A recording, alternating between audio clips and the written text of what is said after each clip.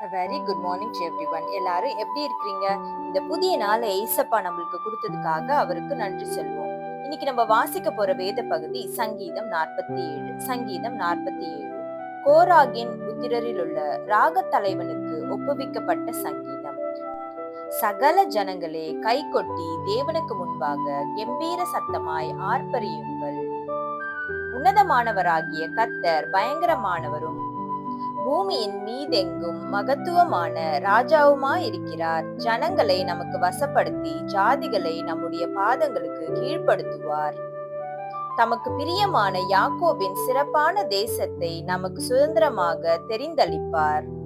தேவன் ஆர்ப்பரிப்போடும் கர்த்தர் எக்கால சத்தத்தோடும் உயர எழுந்தருளினார். தேவனை போற்றி பாடுங்கள், பாடுங்கள். நம்முடைய ராஜாவை போற்றி பாடுங்கள், பாடுங்கள். தேவன் பூமி அனைத்திற்கும் ராஜா, கருத்துடனே அவரை போற்றி பாடுங்கள். தேவன் ஜாதிகள் மேல் அரசாளுகிறார்.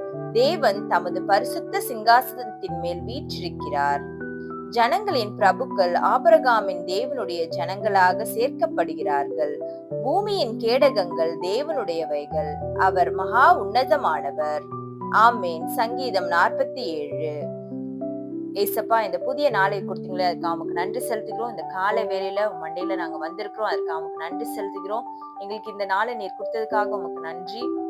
இந்த நாள்ல நாங்க கைட்டு செய்கிற ஒவ்வொரு காரியத்திலயும் உங்க பிரச்சனை எங்களோடு கூட இருக்கட்டும். ஏசப்பா, நீங்க பொறுப்பெடுத்துக் கொள்ளுங்க, வழி நடத்துங்க. அப்பா, நாங்க புகையிலும் வருகையிலும் உங்க பிரச்சனை எங்களோடு கூட இருக்கட்டும். எங்களுடைய எல்லா இடத்துலயும் நீர் ஆலோசனை சொல்லிக்கிற தேவனாக இருங்க. இயேசு மூலம் ஜெபம் கேட்கிறேன் பிதாவே. ஆமென். Have a good day. Thank you so much.